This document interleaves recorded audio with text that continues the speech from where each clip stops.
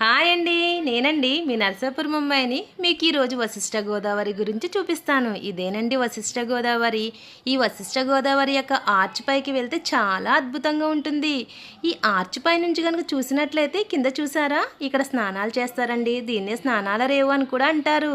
గంగమ్మ తల్లిని చూసారా అండి? ఈ రేవులో గంగమ్మ తల్లితో పాటు అండి ఇక్కడ చిన్న మినీ షవర్ అయితే ఉంటుందండి. ఇక్కడ స్నానాలు కూడా చేస్తారండి చిన్నపిల్లలు. గోదావరిని ఆనుకునండి శివయ్య ఉంటాడండి. శివయ్య ఎదురుగుండా నంది అండి. అదే విధంగా ఆంజనేయ స్వామి కూడా ఉంటారండి. గంగమ్మ ఒడిలో స్నానం చేసి ఈ గుళ్ళనైతే దర్శిస్తారు. ఈ గంగమ్మ తల్లి హొయల గురించి వర్ణించడం అయితే నా వల్ల కాదండి. చూసారా ఎంత అద్భుతంగా ఉందో. చూసారా అండి, చేపలు ఎప్పుడెప్పుడు పడదామా అని చెప్పి ఈ అబ్బాయిలు అయితే ఎదురు చూస్తున్నారు. అలా కొంచెం ముందు వస్తే ఒక భవనం ఉంటుందండి. ఈ భవనం ఏంటా అనుకుంటున్నారా? ఒకప్పుడైతే ఇది హోటల్ అండి.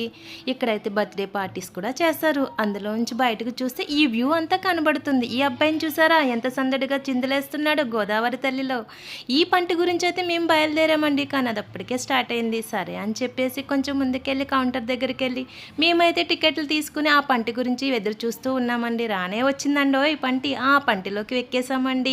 చూసారా ఎంతమంది జనం ఉన్నారో. ఆ పంటి ఎక్కిన తర్వాతనండి ఈ యొక్క అందాలు మీకు చూపిస్తున్నాను. చూసారా ఎంత అందంగా ఉన్నాయో. గోదావరి తల్లి చూసారండి ఎంత అందంగా పరుగులు పెడుతుందో. హొయలు చూసారా ఎంత అద్భుతంగా ఉందో. నాకైతే సూపర్గా అనిపించింది. అటువైపు నుంచి అయితే ఆ పంట అయితే వెళ్ళిపోతుందండి.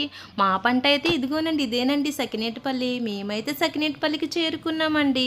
ఈ యొక్క అద్భుతాలు మీకు చూపించాలని నేను వచ్చానండి. ఇక్కడైతే గనక ఒక పంటి పాడైపోయిందండి. ఈ అల చూసారా అండి, ఒడ్డుని ఏ విధంగా తాగుతుందో. ఈ గోదావరిని చూస్తే ఒక కొటేషన్ చెప్పాలండి, చెప్పనా మరి? రవి రశ్మికి గోదావరి నీలి వర్ణమున నిగనిగలాడుతూ ఉంటే అసూయపడ్డ ఆకాశం మబ్బుల్ని తివాచీగా పరిచి పోటీకి వచ్చిందట. అలా వర్ణించుకుంటూ ఒడ్డుకి చేరుకున్నామండి. మీరు ఈ వీడియోని ఇక్కడ వరకు చూసారంటే మీకు నచ్చే ఉంటుంది కదండి. సబ్స్క్రైబ్ చేయండి. ఇక్కడ పానీపూరి తిని సోడా తాగి ఇంటికి బయలుదేరాం. బాయ్ అండి.